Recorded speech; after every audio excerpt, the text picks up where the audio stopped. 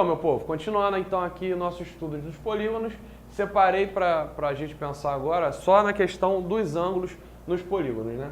Fiz um outro polígono aqui.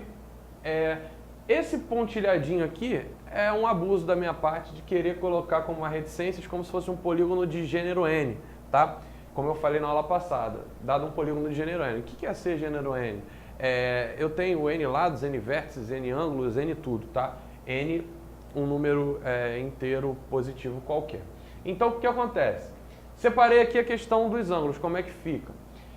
O ângulo interno é qualquer ângulo, como eu disse na aula passada, na região interna desse polígono. E o externo na região externa, beleza.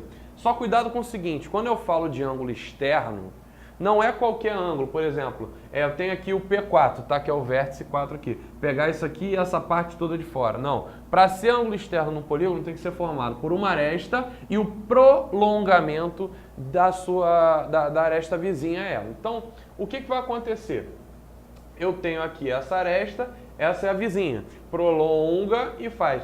Professor, eu posso fazer do outro lado? Posso fazer desse ângulo aqui, essa é a aresta aqui e a vizinha? Dá no mesmo, né? Eles vão ser opostos pelo vértice e vai estar tranquilo da mesma maneira. Então, essa é a ideia do ângulo interno no polígono. Aí vamos lá.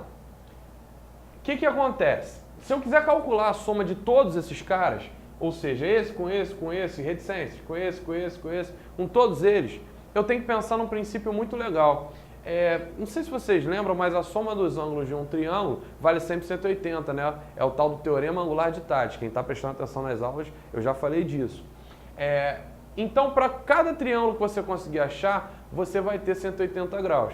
Então, por exemplo, aqui eu tenho um triângulo, aqui eu tenho outro triângulo, aqui eu tenho vários triângulos, né? Reticências, aqui eu tenho outro triângulo. Quantos triângulos eu tenho num polígono? Você consegue ver por indução, faz um triângulo, vai ver que não tem nenhum outro triângulo dentro, porque a gente não tem nem diagonal. Pega um quadrilátero, faz uma diagonal, tem 2. Pega um pentágono, vai ver que tem 3. Então, o que acontece? A quantidade de triângulos que a gente tem é sempre a quantidade de lados menos 2.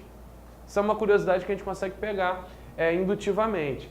Então, se para cada triângulo eu tenho que a soma dos ângulos internos vale 180, se eu tenho N vértices, eu tenho N menos 2 triângulos, cada um deles valendo 180 como soma. Então, quantidade de triângulos vezes 180 de cada um. Fórmula, N menos 2 vezes 180. Inaugurar aqui com vocês o meu carimbo de convexo. Ele funciona para qualquer polígono convexo, tá?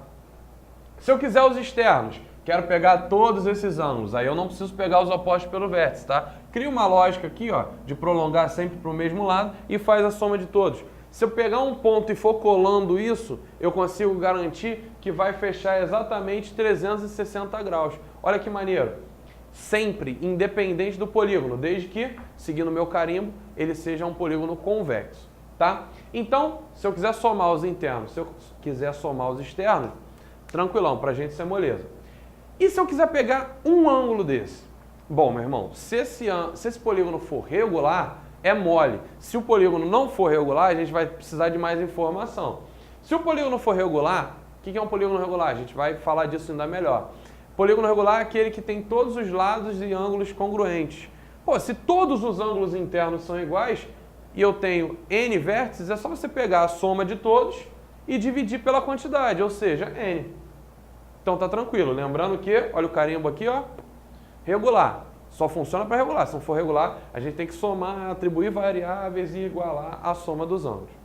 Se eu quiser o externo, mesma coisa, pô. O total não é 360? Pega 360 e divide por N. Por quê? Porque a quantidade também vai ser regular. Legal. Se eu pegar esse cara com esse cara e somar essa fórmula monstruosa com essa fórmula monstruosa, vai dar no mesmo que a ideia geométrica dessa figura aqui, ó. Qualquer aí, com seu AE não forma 180? Essa é a soma. Mais legal é que você consegue demonstrar isso geometricamente ou algebricamente, tá? Fora isso, a gente ainda tem o conceito de ângulo central. O que seria um ângulo central? Pega o centro do polígono e liga os vértices. Também é a mesma ideia de ângulo interno e ângulo externo. Eu preciso que ele seja regular para que eu consiga expressar de uma maneira tranquila. Se ele for regular, a volta completa no centro seria 360. Dividindo pelos n lados que eu tenho, eu teria uma fórmula igual a essa, só que com motivos diferentes, tá? Então, é isso. De posse disso, eu consigo entender toda a teoria de ângulo dentro de um polígono e consigo entender, junto com aquele conceito que a gente viu na aula passada de diagonais, como é que funciona um polígono geral, ok? Isso aí.